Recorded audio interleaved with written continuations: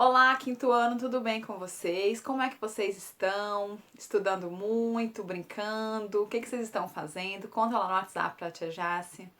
É o seguinte, a nossa aula de hoje é mais um bate-papo para esclarecer uma atividade que que eu quero que vocês façam, que é a atividade da página 73, que é uma atividade de casa, que é relacionada a esse último módulo nosso que nós estudamos a partir da leitura do texto O Bisavô e as Travessuras do Bisavô.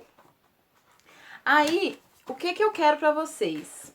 Eu quero que vocês voltem a ler o texto, né? Façam a leitura do texto, A Travessura do Bisavô. Verifique novamente a biografia da autora, que é a autora Silvia Ortoff. Pesquisem um pouco mais sobre essa autora, para que vocês possam visualizar e ler outros textos dessa autora. E que vocês também percebam quais são as características dos textos dessa autora.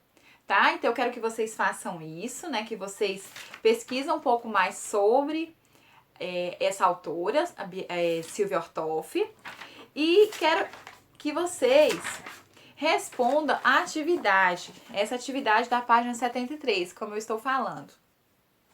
Aí assim, vocês vão perceber que algumas questões são relacionadas ao conteúdo, a interpretação desse texto, né? Como a questão 1 e 3, que é a interpretação desse texto, a dentadura do vovô, as travessuras do vovô. A questão 2 é sobre aquele conteúdo que vocês já estudaram, sobre os sinônimos. Então, vocês vão fazer, vocês vão substituir as expressões grifadas por sinônimos, né? Então, esse aqui vocês vão fazer no caderno também.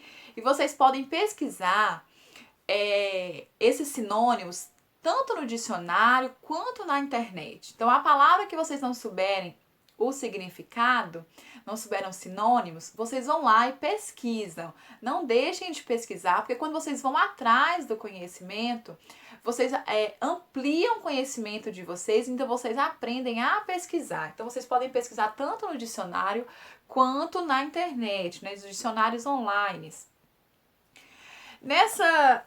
Eu quero que vocês respondam também, né? Então, a 1, a 2 e a 3. Aí vocês pulam para a questão 6.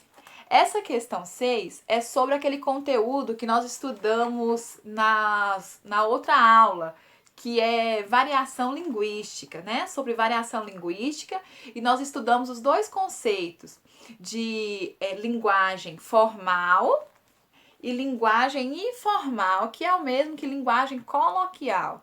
Só recapitulando, a linguagem coloquial, a informal, é a linguagem que nós utilizamos no dia a dia, quando nós temos muita intimidade com as pessoas, né, proximidade, quando nós temos um nível, nós estamos mantendo uma conversa informal, né, com nosso amigo, com nossa mãe, nossas pessoas conhecidas. Então, na linguagem na internet, nós utilizamos também a linguagem coloquial, sem muita preocupação da norma ortográfica. Já a linguagem formal, que é a linguagem culta, nós utilizamos quando tem um grau de formalidade.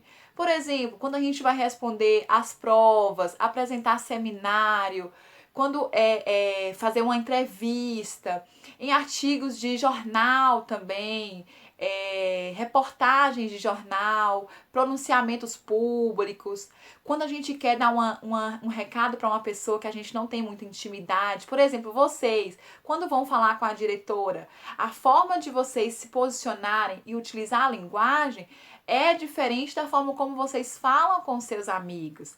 Então, nós utilizamos uma linguagem aí, a linguagem formal, que é a linguagem culta, certo? Então, vocês vão ler direitinho esse quadro, que é muito importante para que vocês possam ver que são palavras que são sinônimas uma da outra, Só que uma nós utilizamos com a linguagem formal, né? E outra a linguagem informal. Aí a questão vai pedir para que vocês escrevam frases utilizando essas duas linguagens em duas situações diferentes. Um utilizando a linguagem formal e outra utilizando a linguagem informal. A outra, que é a sétima, vocês vão ler um texto do gênero anedota, que é como se fosse uma piada. É um gênero do tipo narrativa de humor, que é bem relacionado ao nosso conteúdo da última aula, que foi texto narrativo de humor, certo? A anedota é um gênero textual que tem por essência provocar o humor. Então é uma narrativa de humor. Então vocês leiam essa narrativa, prestando atenção nos recursos utilizados para provocar o humor e respondam a questão A, B e C, que é sobre essa anedota, certo? Então, responda essas atividades e qualquer dúvida, pode mandar mensagem no WhatsApp para a tia Jace que eu respondo, certinho? Um beijo para vocês. Tchau!